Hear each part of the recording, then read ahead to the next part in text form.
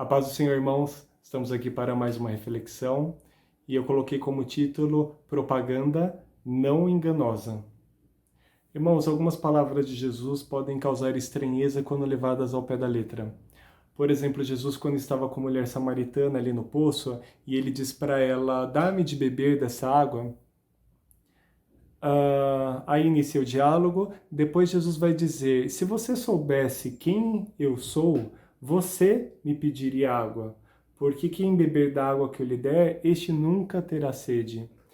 Então, parece uma propaganda enganosa, porque, ora, beber da água que Cristo dá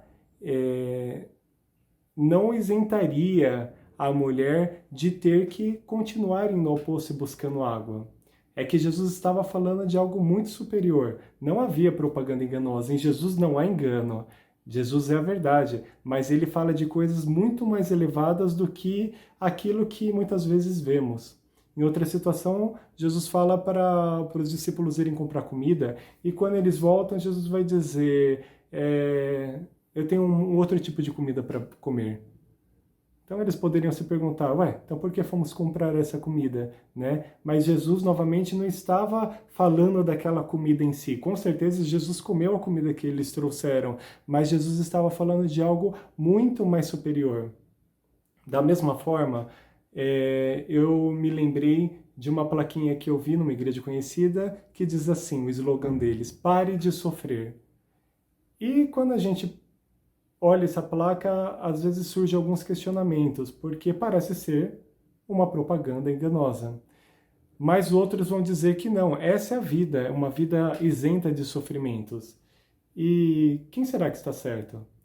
Bom, como vemos no Evangelho de Marcos, capítulo 8, versículo 34, Jesus vai dizer: se alguém quer ser meu seguidor, que esqueça os seus próprios interesses, esteja pronto para morrer como eu vou morrer e me acompanhe. Todos sabemos o quão intensa dor Jesus suportou e a humilhação pública, tudo que ele sofreu por nós. É esse convite que Jesus faz. É a morte dele, sofrer como ele sofreu, morrer como ele morreu. Esse é o convite que ele faz para a gente. Ou seja, é um convite carregado de sofrimentos. De forma que discípulos, pessoas que seguiam Jesus naquela época e até os dias de hoje, muitos morrem, são torturados simplesmente por serem chamados cristãos. No entanto, muitas vezes na nossa cultura, parece que não há sofrimentos. E às vezes a gente acha que se estamos sofrendo, alguma coisa está errada, porque não deveríamos sofrer. Jesus já pagou tudo, está tudo pago, ele levou todo o sofrimento. Jesus diz: quem quer me seguir, esteja pronto para morrer como eu vou morrer. Sabe, irmãos, e eu espero que nenhum de nós venhamos a passar pela tortura a qual muitos passaram. Mas, de uma forma, existe sim uma morte que acontece sempre, que é a morte da nossa carne. E essa morte muitas vezes envolve sofrimento. É uma luta constante entre a nossa carne e o espírito. Como diz lá em Romanos 7, Paulo vai dizer: quando quero fazer o que é bom, eu só consigo fazer o que é mal. Dentro de mim, eu sei que gosto da lei de Deus, né? Com certeza muitos se identificam com isso. A gente sabe o que quer, mas na hora do vamos ver a gente não consegue. E ele vai dizer: como sou infeliz. Veja o tempo verbal, como sou no presente. Eu sou infeliz, né? Porque ele está olhando para o corpo dele, ele sabe que ele quer fazer, mas ele não consegue. Por ele não consegue. Olhando para ele reconhece que ele não consegue e ele diz: como sou infeliz. Quem me livrará desse corpo que me leva para a morte? E ele segue: que Deus seja louvado, pois ele fará isso por meio do nosso Senhor Jesus Cristo. Portanto, essa é a minha situação. No meu pensamento, sirvo a lei de Deus, mas na prática, sirvo a lei do pecado. E aí, em Romanos 8, versículo seguinte, ele vai dizer: mas agora não existe nenhuma condenação para as pessoas que estão unidas com Cristo Jesus. E essa é a maravilha, no versículo 5 vai dizer, porque as pessoas que vivem de acordo com a natureza humana têm a mente controlada por essa mesma natureza, mas as que vivem de acordo com o Espírito de Deus têm a sua mente controlada pelo Espírito. Está claro aqui, o segredo é viver pelo Espírito e a gente consegue. Essa briga que a gente não conseguia por nós mesmos, e isso é o Evangelho, e isso fala sobre a lei. Nós não conseguíamos, nós queríamos até, nós entendíamos, mas não conseguíamos, e nós nunca conseguiríamos por nós mesmos. Por nós mesmos, nós vamos olhar para nós e dizer como somos infelizes, porque não conseguimos. Mas em Cristo, nós conseguimos. Isso não é uma propaganda enganosa, isso é a verdade. Porém, no mesmo capítulo, no versículo 12, vai dizer, portanto, meus irmãos, nós temos uma obrigação, que é a de não vivermos de acordo com a nossa natureza humana. Quer dizer, o Espírito não está anulando a nossa natureza humana. O Espírito, ele não está vencendo e anulou, e agora a gente vive pelo Espírito e não tem mais que se preocupar. Porque se vocês viverem de acordo com a natureza humana, vocês morrerão espiritualmente. Mas se pelo Espírito de Deus vocês matarem as suas ações pecaminosas, vocês viverão espiritualmente. Ou seja, existe uma dependência constante do Espírito para matar, do Espírito para matar a nossa carne. É uma luta que continua até o fim dos nossos dias nessa terra. Nós teremos essa luta, a luta a qual a gente nunca consegue vencer. Por isso a gente precisa buscar uma vida no Espírito para conseguir matar. Então vai ter vezes que isso vai gerar dor, vai ser difícil, né? A gente vai dizer, eu não consigo, mas aí pela força que o Espírito nos dá, nós conseguimos. Outras situações, a gente vai olhar e de longe vai dizer, não, isso imagina que eu consigo.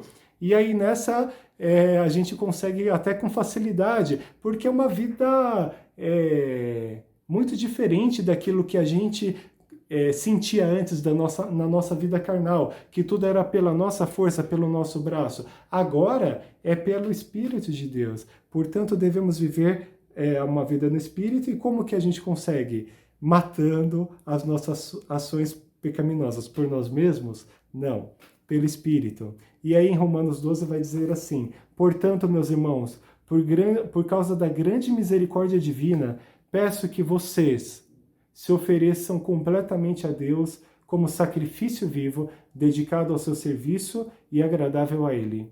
Esta é a verdadeira adoração que vocês devem oferecer a Deus. No passado, os sacerdotes, eles faziam sacrifícios. Havia o sacrifício da expiação, uma vez por ano. Esse sacrifício nós não fazemos, porque Jesus já fez. É por meio dele que nós temos salvação. No entanto, existem os sacrifícios diários, onde devemos sim agradar a Deus, adorar a Deus através desse sacrifício. E que animalzinho que eu vou procurar para sacrificar? Irmãos, somos nós mesmos o sacrifício. Renunciar às nossas vontades, renunciar o nosso viver. Em Marcos capítulo 16, versículo 16, diz assim, quem crer e for batizado será salvo. Quem crer e for batizado será salvo. Mas quem não crer será condenado. Na sequência ele vai falar sobre os poderes que é dado ao que crê em Jesus. Fazer milagres, expulsar demônios, curar doentes, se beber algo mortífero não fará dano algum, se pegar em serpente não fará mal algum. E é interessante que depois, lá no julgamento, em outra passagem, Jesus vai dizer que ele separa as ovelhas e coloca uns para a esquerda e fala, apartai-vos de mim, pois não vos conheço. E aí esses vão dizer, mas Senhor, em teu nome expulsei demônios, eu profetizei, eu fiz maravilhas. Irmãos, aí ele fala, apartai-vos de mim, eu não vos conheço.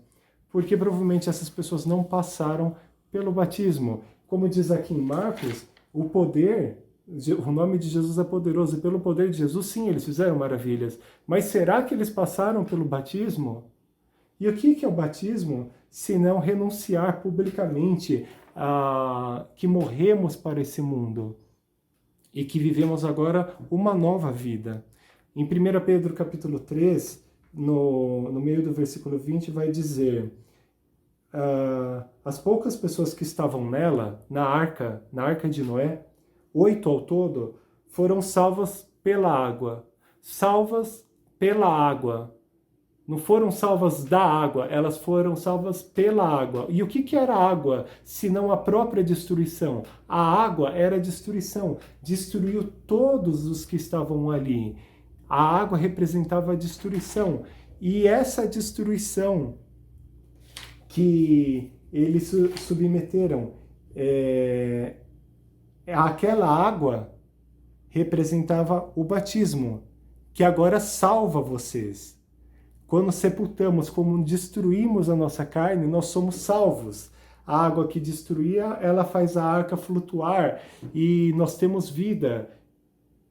Esse batismo não é lavar a sujeira do corpo, mas é o compromisso feito com Deus, o qual vem de uma consciência limpa. Essa salvação vem por meio da ressurreição de Jesus Cristo, que foi para o céu, está ao lado direito de Deus, governando anjos, autoridades e os poderes do céu. Vejam que Noé e sua família deixaram para trás outros familiares, tios, primos, sobrinhos, amigos. Eles deixaram toda aquela vida para trás e começaram uma nova vida. Entraram pela arca, pelo caminho que Deus criou, que hoje é Jesus.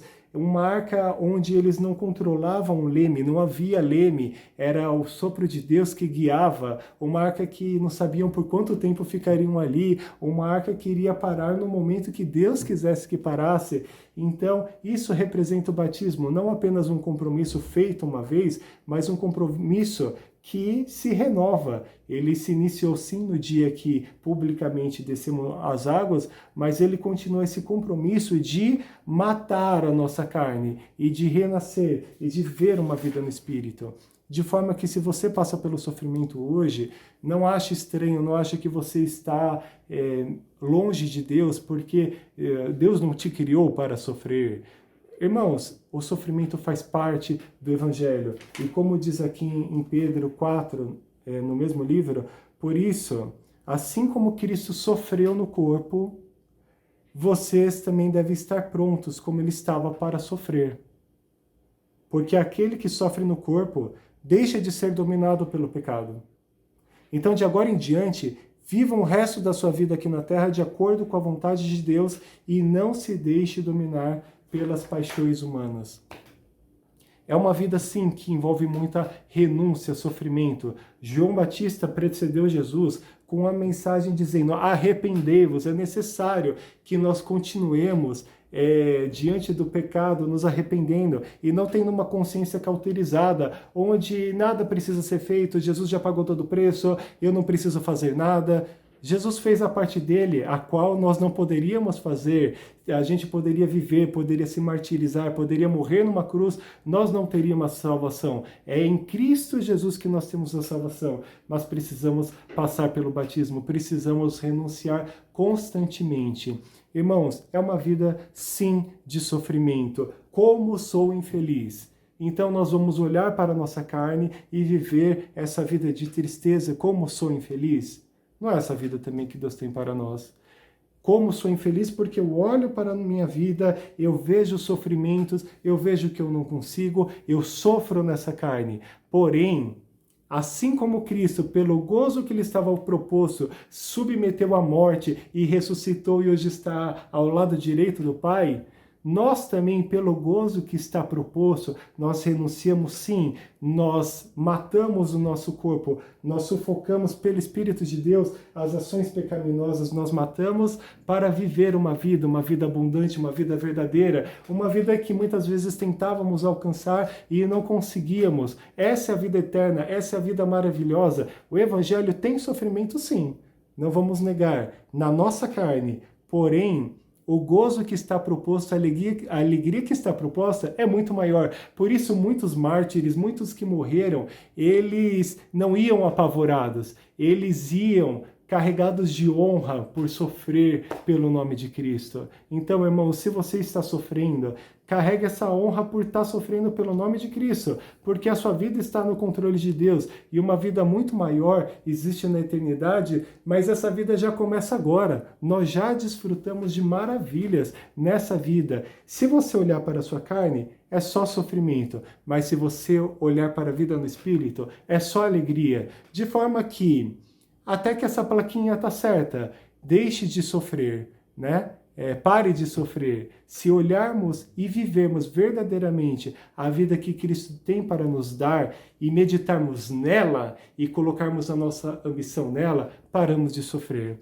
Cuidado, irmãos, para não vivermos uma vida onde temos Jesus como um amuleto. E isso é muito perigoso, às vezes, na forma como parece que o Evangelho está sendo pregado. Um Jesus todo-poderoso que a gente usa para alcançar os nossos fins. Ele é o fim, Ele é o objetivo. Quando usamos o nome de Cristo para os nossos objetivos, é como se usássemos como degrau, é como se fosse uma idolatria, é usar aquilo para alcançar o nosso objetivo, para viver a nossa vida. Não, nós renunciamos à nossa vida e temos o fim de todas as coisas em Cristo Jesus. Eu renuncio, eu não quero mais essa vida, eu quero a vida que Deus tem para mim. E essa é uma vida abundante, é uma vida verdadeira. Não é uma propaganda enganosa, pelo contrário, é vida para todos nós. Vamos viver essa vida, irmãos? Espero que essa palavra tenha abençoado a vocês, que Deus os abençoe e até uma próxima oportunidade.